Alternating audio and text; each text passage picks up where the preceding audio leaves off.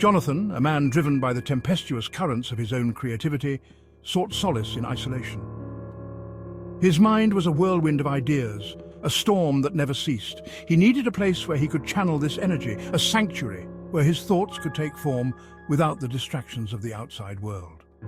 He found it in a dilapidated Victorian mansion perched precariously on the outskirts of a sleepy town. The mansion, with its towering spires and intricate woodwork, had once been a symbol of opulence and grandeur. Now it stood as a testament to the passage of time, its walls echoing with the memories of a bygone era. Its crumbling facade and overgrown gardens whispered tales of forgotten grandeur, a siren song to his artistic soul.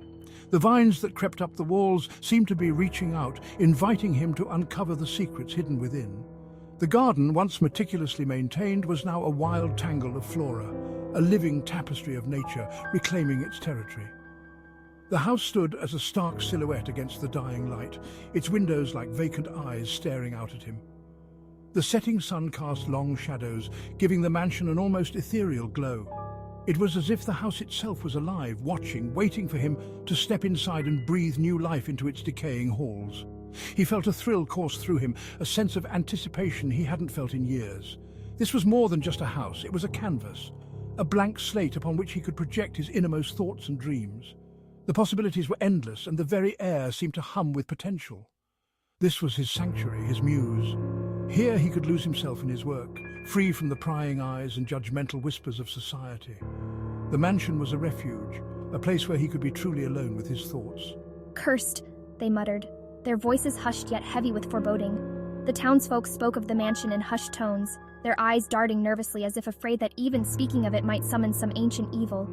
They warned him of the shadows that lurked within, of the spirits that roamed its halls. The shadow, it takes them all. They spoke of a dark presence, an entity that had claimed the lives of those who dared to call the mansion home. It was said that the shadow would consume their very souls, leaving nothing but empty shells behind. Jonathan had scoffed at their tales, dismissing them as the ramblings of simple minds. He was a man of science, of reason. To him, the stories were nothing more than superstitions, relics of a time when people feared what they could not understand. He was a man of logic, of reason. His world was one of facts and evidence, not of ghosts and ghouls. He believed that every mystery had a logical explanation, that every shadow could be banished by the light of reason. He didn't believe in ghosts or shadows. To him, the mansion was just an old house, its creaks and groans the natural sounds of aging wood and settling foundations. He was confident that he could dispel the myths and bring the mansion back to its former glory. He would soon learn the folly of his arrogance. The mansion had secrets, dark and terrible, that would not be so easily dismissed. As the days turned into weeks, Jonathan began to notice things, small at first, but growing more unsettling with each passing day. The air inside was heavy with the scent of decay and the weight of untold years. The walls seemed to close in on him, the silence oppressive, broken only by the occasional creak or whisper of the wind. The furniture, once elegant and refined, was now a collection of decaying relics, each piece telling a story of neglect and abandonment. Dust motes danced in the pale moonlight that filtered through the grimy windows. The light cast eerie shadows on the walls, creating shapes that seemed to move and shift of their own accord. It was as if the very air was alive, filled with the spirits of those who had once called the mansion home. As Jonathan explored his new abode, each creaking step, each rustle of wind through the eaves sent shivers down his spine. The house seemed to be watching him, its silence a living thing filled with a sense of anticipation. Every room held a new mystery, every corner a new secret waiting to be uncovered. He tried to ignore the feeling, attributing it to the chill of the old house. But no matter how many fires he lit, no matter how many layers he wore, the cold seemed to seep into his very bones. It was a cold that went beyond the physical, a chill that seemed to touch his very soul. But deep down, a seed of unease had been planted. He couldn't shake the feeling that he was not alone, that the shadows held more than just the absence of light. The mansion had a presence, a life of its own, and it was watching him, waiting for the right moment to reveal its true nature. The whispers began subtly, mere figments of his imagination at first. They were like fleeting shadows, barely noticeable, dancing at the edge of his consciousness. Soft murmurs that seemed to emanate from the walls themselves, barely audible above the creaking of the house settling around him. The old house had always been full of sounds, but these were different, more sinister. He'd pause, his breath catching in his throat, straining to hear. Silence, the kind of silence that felt heavy, almost tangible, pressing down on him. He'd dismiss it, turning back to his work, his brushstrokes becoming more frantic, more erratic. The whispers seemed to seep into his art, making his lines jagged and his colours dark. As days bled into nights, the whispers grew bolder, more insistent. They no longer waited for the quiet moments, they intruded upon his thoughts, disrupting his focus. They seemed to snake along the edges of his awareness, slithering just beyond his grasp. He could feel them like cold fingers brushing against his skin, but when he turned, there was nothing. At times he could almost make out words, his name a ghostly echo reverberating in the darkness. It was as if the house itself was calling to him, trying to draw him into its secrets. He tried to rationalize them, attributing them to the wind whistling through the gaps in the window frames or the rustling of mice in the walls. But the explanations felt hollow, unsatisfying, but doubt gnawed at him. The whispers were too persistent, too deliberate to be mere coincidences. Jonathan. One evening, as Jonathan sat sketching in his makeshift studio, his charcoal dancing across the rough surface of the paper, he heard it. A voice, clear and unmistakable, cutting through the ambient noise of the house. A voice, clear as day, a chilling whisper that seemed to originate from just behind him. It was not the usual murmur, it was distinct, purposeful. Jonathan. He whirled around, his heart pounding in his chest, but found nothing. The room was empty. The shadows seemed to mock him, their shapes shifting and twisting in the dim light. He tried to laugh it off, but the sound came out strained, hollow.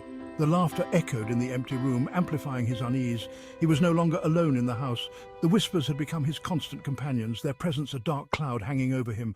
He could feel their eyes on him, watching, waiting. Jonathan's sleep was plagued by nightmares, vivid and terrifying. He'd wake up drenched in sweat, the whispers still echoing in his ears. The line between reality and his dreams began to blur. He started to dig into the history of the house, hoping to find some explanation. The previous owners had left in a hurry, their belongings scattered and abandoned. There were rumours, of course, but nothing concrete. Old letters and notes hinted at strange occurrences, but they were vague, filled with half-remembered stories and superstitions. The more he read, the more he felt the weight of the house's past pressing down on him. Jonathan felt trapped, ensnared by the whispers and the house's dark history. He knew he had to find a way to break free, but the path was unclear, shrouded in shadows and uncertainty. Determined to reclaim his life, he decided to leave the house, at least for a while. He packed a bag, hoping that distance would silence the whispers and bring him peace. As he walked away, he glanced back at the house, its windows dark and foreboding. The whispers seemed to follow him, a reminder that some things are not so easily escaped. The road ahead was uncertain, but Jonathan felt a glimmer of hope. Perhaps, away from the house, he could find clarity and silence the whispers once and for all.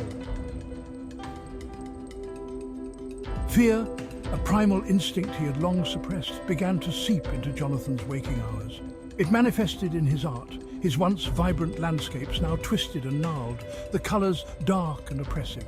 His portraits, once renowned for their lifelike quality, now bore haunting visages, their eyes hollow and accusing. It was as if the darkness that permeated the house had seeped into his very soul, poisoning his art at its core. Sleep offered no respite, his dreams plagued by visions of swirling shadows and disembodied whispers that clawed at the edges of his sanity. He'd wake in a cold sweat, the feeling of unseen eyes upon him lingering long after he'd opened his. The house, once his sanctuary, had become his prison, its silence a deafening cacophony of unseen horrors. Just when he thought he could take it no more, it was gone. He lay there for what felt like an eternity, his heart pounding against his ribs, before he finally worked up the courage to light a candle and face the darkness. The room was empty, but the feeling of dread lingered, heavy and suffocating. Driven to the brink by the relentless torment, Jonathan resolved to confront the source of his terror. He had spent countless nights haunted by the same recurring nightmare, a shadowy figure lurking just beyond his reach, whispering his name in a voice that chilled him to the bone. The time had come to put an end to this torment, to face the darkness head-on. He descended into the bowels of the house, his heart pounding like a drum in his chest. Each step he took felt like a step closer to the unknown, a journey into the very heart of his fears. The stairs creaked under his weight as if warning him to turn back, but he pressed on, driven by a mixture of dread and determination. The air grew heavy, thick with the stench of mildew and decay, the only light emanating from the flickering flame of his kerosene lamp. The basement was a place long forgotten, a repository of old memories and hidden secrets. The walls were damp, covered in a thin layer of grime, and the floor was littered with debris from years of neglect.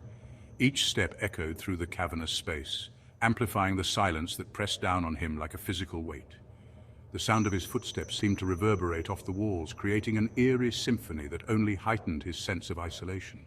It was as if the basement itself was alive, breathing in sync with his own labored breaths. The basement was a place of palpable darkness, its shadows seeming to writhe and coil like living things. They danced at the edges of his vision, teasing him with glimpses of movement that vanished as soon as he tried to focus on them. It was a place where the boundaries between reality and nightmare blurred, where the darkness seemed to have a life of its own. His lamp illuminated only a small circle of the oppressive gloom, leaving the rest to his terrified imagination. The light flickered, casting long, wavering shadows that seemed to stretch and reach for him. He felt as though he was standing on the edge of an abyss, with only the fragile flame to keep the darkness at bay. He could feel eyes upon him, watching his every move. It was an oppressive sensation, as if unseen entities were lurking just beyond the reach of his lamp, observing him with malevolent intent. The hairs on the back of his neck stood on end and a cold sweat broke out on his forehead. The whispers intensified, swirling around him like a vortex of despair, taunting him, mocking his fear. They seemed to come from all directions, a cacophony of voices that spoke in a language he couldn't understand, yet the tone was unmistakable: derision, contempt, and a promise of impending doom.